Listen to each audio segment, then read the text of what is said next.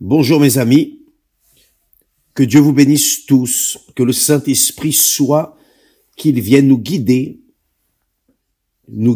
dans cette méditation précieuse de sa sainte parole.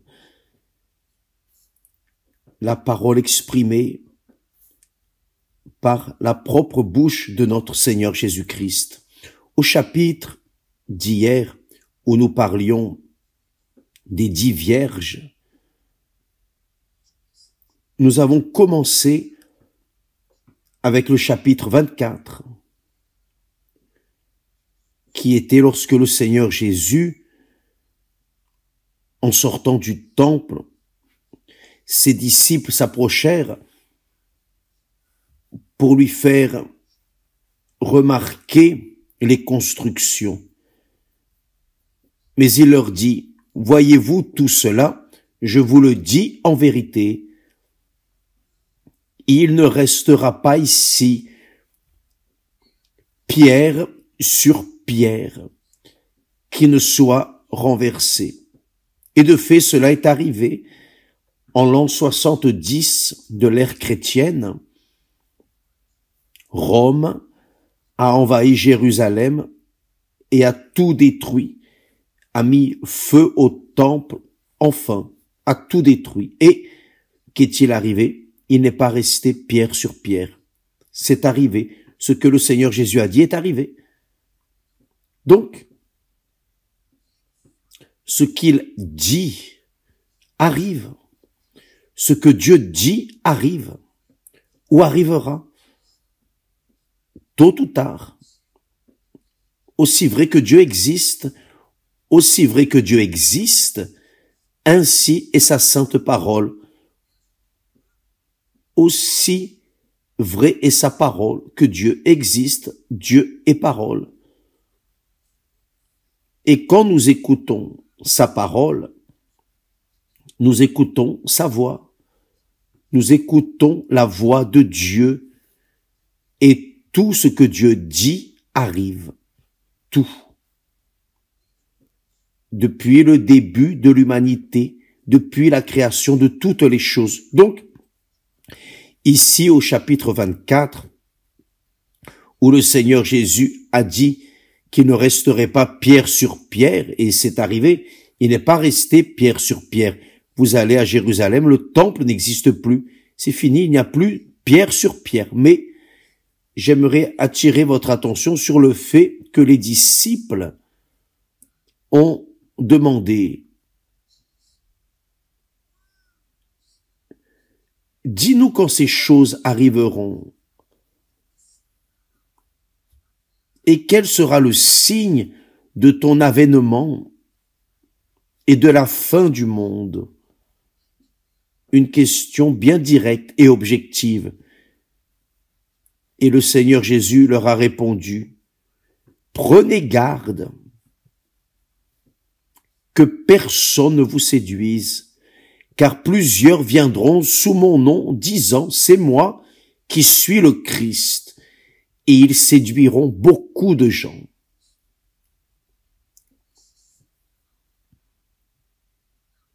Ces signes du retour du Seigneur Jésus nous renvoient à l'attention que nous, les chrétiens, les véritables chrétiens, car qui est chrétien juste de façade ne s'intéresse pas à cela, mais qui est véritablement disciple du Seigneur Jésus, qui suit sa parole, ses commandements, qui appuie sa vie en accord avec ce qu'il dit, reste attentif pour ne pas être trompé.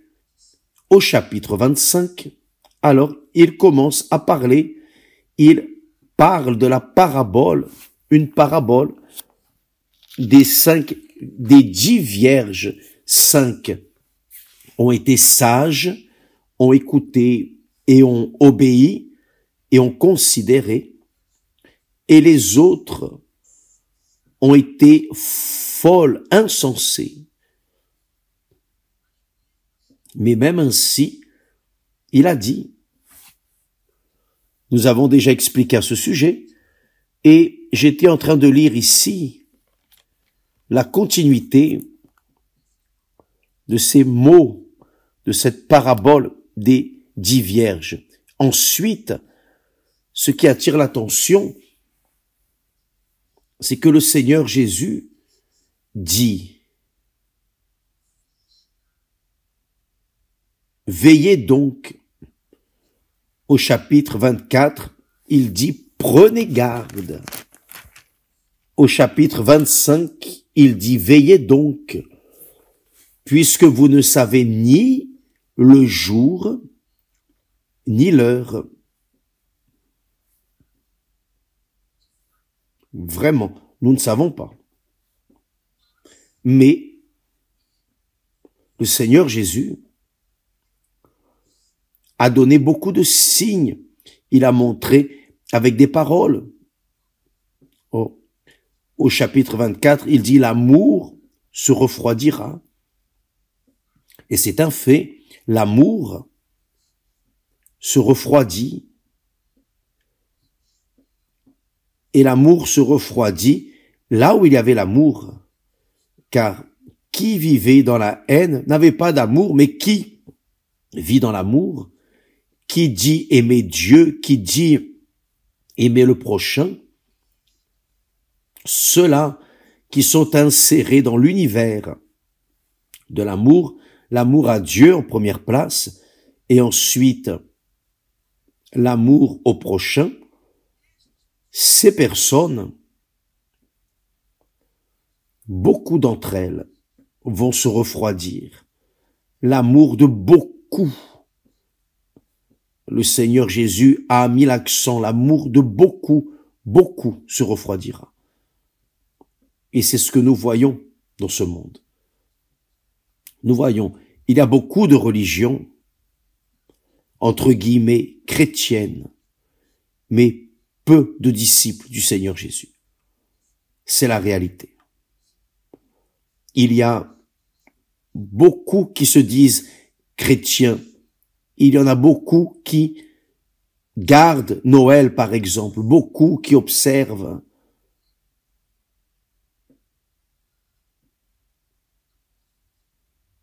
La mort du Seigneur Jésus et la résurrection, les fêtes, qui parlent de ce qui est arrivé au Seigneur Jésus, mais peu véritablement sont attentifs. Et veillez quoi? Le Seigneur Jésus a dit veillez donc, puisque vous ne savez ni le jour ni l'heure.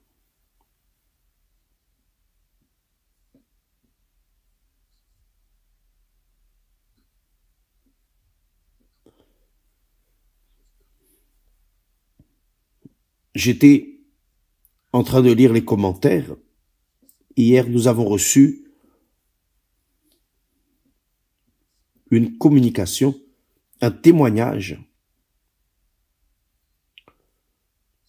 où une dame, voyez, quand on parle de beaucoup, d'appeler peu d'élus, voyez, une dame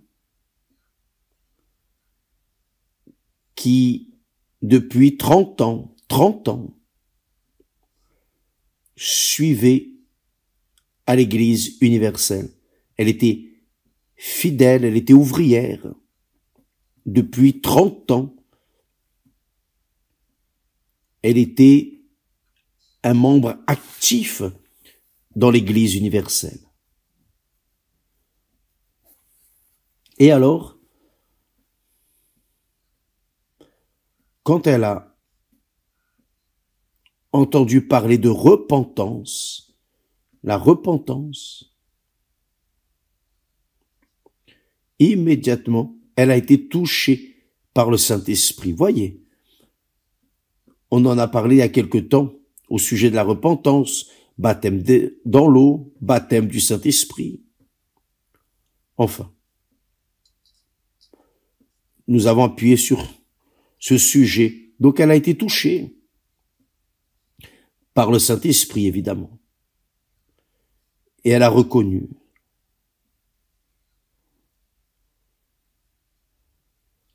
Qu'elle venait à l'église, elle faisait l'œuvre de Dieu. Comme j'ai dit, elle était active, une ouvrière active. Elle a contracté une blessure à la jambe où l'os apparaissait déjà. Tellement la blessure était profonde et elle ne cicatrisait pas, elle ne guérissait pas. Il n'y avait ni médecin ni remède. Elle administrait cette blessure, les pasteurs, évêques, priaient, clamaient, demandaient, oignaient, et rien n'arrivait. Rien. Quand elle a entendu le message de la repentance, elle a été touchée. Elle s'est rappelée qu'il y a 30 ans de cela également, elle avait volé une chose d'une autre ouvrière ou d'une autre personne. Je ne me rappelle pas exactement, mais elle avait volé quelque chose. Et elle a gardé cela. Et le pire de tout, c'est qu'elle a gardé ce péché. Et même étant ouvrière active depuis 30 ans à l'Église universelle, elle n'était pas guérie de cette blessure. C'est quand elle s'est repentie, elle a été touchée par le Saint-Esprit et elle a reconnu. J'ai volé, et j'ai caché mon péché. Et à cause de cela, comme la Bible dit, que le péché va poursuivre le pécheur tant qu'il vivra. Il n'y a qu'une façon pour que le péché de la personne soit extirpé, éliminé. C'est quand la personne se repent, et là oui, le Seigneur Jésus pardonne, lave son péché avec son propre sang. Mais tant que la personne ne reconnaît pas son péché,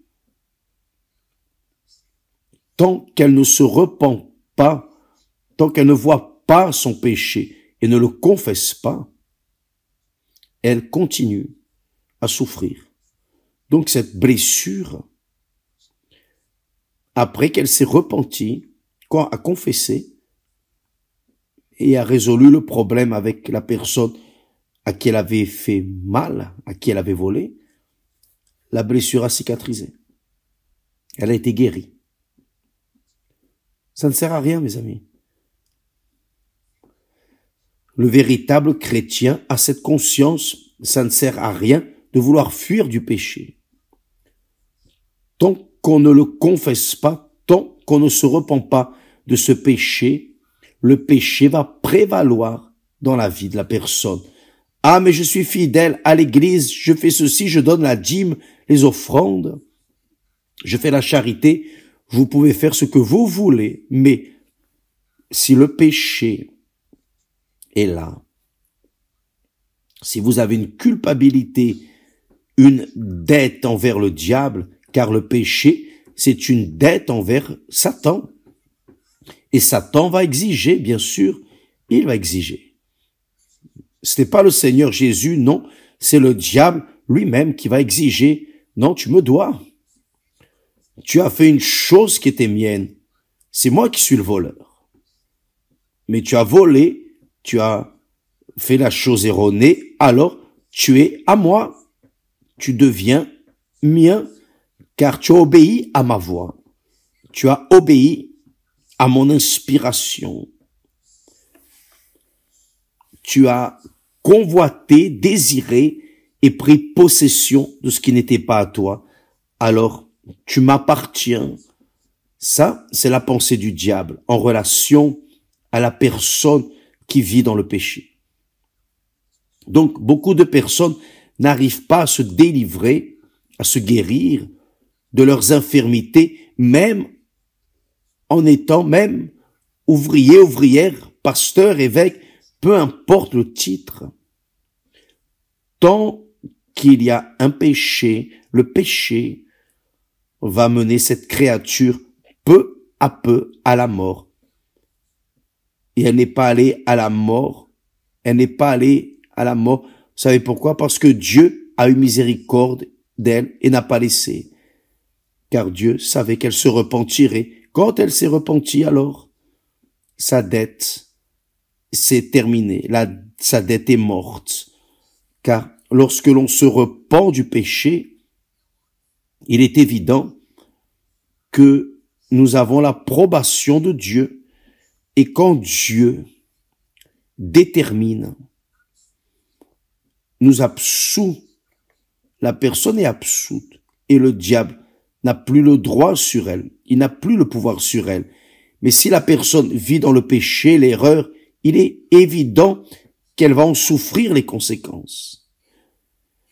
Car c'est ainsi, où nous faisons la volonté de Dieu et sommes protégés, parce que nous faisons la volonté de Dieu spécialement en ce qui concerne l'obéissance à sa parole, non obéir dans le sens des offrandes, des dîmes, de la fréquence à l'église, non, mais obéir dans le pardon ou dans la confession, dans la repentance, quelque chose du cœur, sentiment de l'âme, car c'est l'âme de la personne qui est en jeu.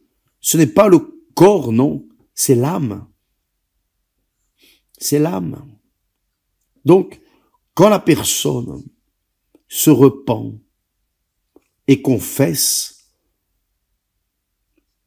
Dieu, au moment, répond avec le pardon, et là, le diable n'a plus de droit sur cette vie. Mais tant que la personne ne s'est pas repentie, et la repentance, ce n'est pas un sentiment, la repentance, c'est une confession, vous confessez, vous laissez, vous abandonnez, vous tournez le dos à ce que vous avez fait d'erroné, vous vous nettoyez, vous allez vers l'autel, oh mon Dieu, pardonne-moi et compassion, j'ai fait ce qui est erroné, vous allez vers la personne que vous avez volée, peu importe, et vous êtes propre devant Dieu, et là, le diable n'a plus de droit sur vous. C'est ce que dit le texte sacré. Le salaire du péché est la mort. Mais, avec la repentance, il y a le salut, la délivrance, il y a la guérison, la prospérité. Dans le cas contraire, il n'y a pas de solution. Donc, le Seigneur Jésus a dit, veillez donc, ne pensez pas que ce que vous faites, parce que vous faites l'œuvre de Dieu, aider les autres, que naturellement, vous serez sauvés. Non, nous ne sommes pas sauvés par les œuvres, nous sommes sauvés par la foi dans la parole de Dieu. Quand nous obéissons à la parole de Dieu, alors nous sommes sauvés. Quand nous n'obéissons pas, quand nous ne suivons pas cette parole, alors, fatalement, nous sommes perdus. Le Seigneur Jésus a dit, veillez donc, puisque vous ne savez ni le jour, ni l'heure. Ce qui veut dire le suivant, je ne sais pas quand le Seigneur Jésus viendra. Je sais qu'il est aux portes, ça je le sais. J'ai la certitude de cela. Les signes des temps sont là. Je sais aussi que mon âge est en train d'avancer. Tôt ou tard, je vais descendre à la sépulture. Il n'y a aucun doute à ce sujet. Maintenant, quand sera le jour où le Seigneur Jésus viendra, ou le jour où j'irai à sa rencontre, je ne sais pas, mais je sais. Je vois les signes. Je vois les signes des temps que nous tous nous voyons. Vous voyez, il suffit de mettre les informations, d'aller sur Internet, et les informations montrent les signes du retour du Seigneur Jésus. qui croit,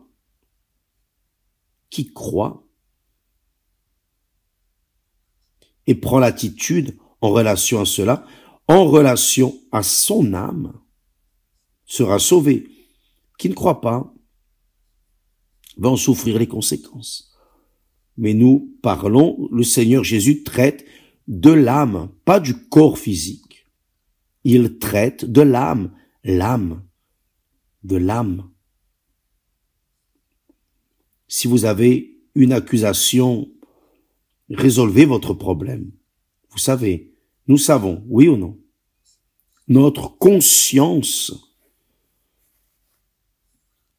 parle. Et la voix de la conscience, je pense que c'est un signe de Dieu pour chacun de nous. Demain, nous parlerons plus à ce sujet. Que Dieu vous bénisse et à bientôt au nom du Seigneur Jésus. Amen.